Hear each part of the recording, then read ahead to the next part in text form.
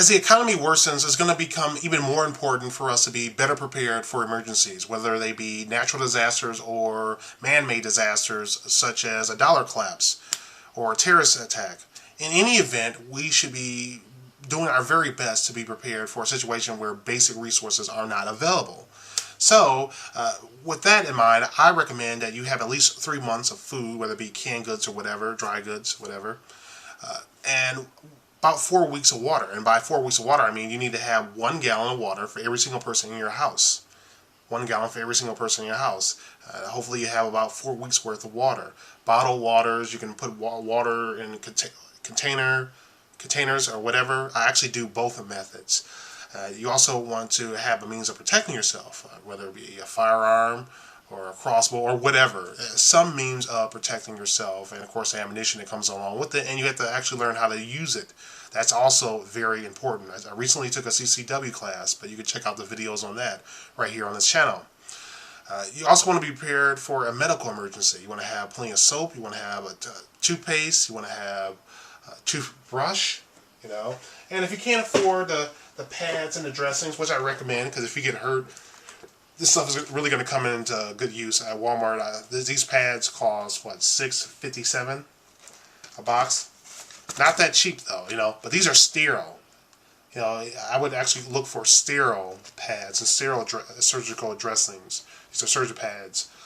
You can actually get this one for $5.36 for as of August 2011. The prices will probably go up because of the situation in this country. If you can't afford any type of creams or anything for pain relief or antibiotics, you can also pick up a lot of cheap stuff. You know, here's some petroleum gel. You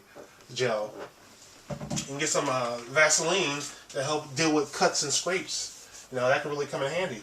Pretty cheap, probably less than $1. Here's something else: alcohol, 90% alcohol, rubbing alcohol. It can help you clean out some wounds. Pretty important. Stock up on this. Doesn't cost much at all either. So, also for $1, you can get hydrogen peroxide. It will also help you treat a lot of first aid situations.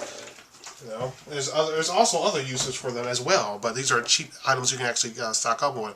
I want to talk to you guys about an idea of using items already in your house. For example, I realized that I didn't have any really good storage for my ammunition. Could have kept them in a box, but I really wanted to have them sealed up. I also wanted to be more accessible, so I can just dip my hand into a box and just grab what I needed. So I decided to look around my house, and I found a lot of these Coffee Mate jugs. My mom and my sister, they drink a lot of coffee. They use Coffee Mate, and they have seals. We know it's just plastic. I'm hoping this will be actually a good alternative. Now, of course, I am going to get military metal boxes, but they cost about $10 or $15 a piece or so. And when I get some money, I will buy them. But until then, I decided to use some items around my house that could actually serve some purpose. So here you go. I'm putting in the 7.62 by 39 into this one, mostly a Golden Bear. And I'm going to put some, I already have the Golden Tiger over here, and I have buckshot in this one, more buckshot in this one, and slugs. I'm not going to buy so many slugs anymore because there's not a lot of practical use for slugs in my area. And this is my 45 ACP. I need to get a lot more of that. But yeah, this stuff is pretty expensive. Another one of the things I did was actually go to this bakery, and I was able to buy these big buckets, these 5-gallon buckets. You may be able to get something like this at Walmart. Find any type of store where they'll actually have plenty of these for food storage, and you may be able to buy them for maybe $5 or so. And it's pretty effective for me. I actually have food stored in here, and I don't have to worry so much about little creatures or insects really getting into them. And yes, I'm still going to stick with my kitty litter idea of putting the kitty litter into the bucket. It's a 5-gallon bucket. Probably get like a little portable seat on there, a little toilet seat on there. And you can use it as a toilet. And when you're done, use a scooper and bury what's left, you know. That's a strategy if the water stops working, but that's pretty extreme. So, but just in case, it'll be around. A lot of people don't know this, but I actually sold my old boombox for this backpack. And I thought it was a pretty good idea because I got this backpack and also got this other military bag as well.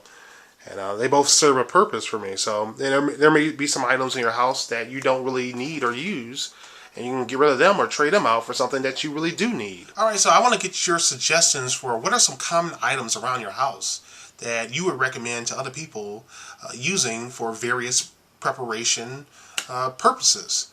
I want to hear your suggestions. I want to see your suggestions, video responses.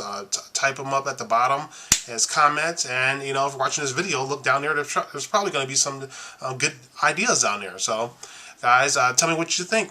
All right, guys. Thanks for watching. Thanks for listening. And don't forget, the future belongs to those who prepare for it today. Bye.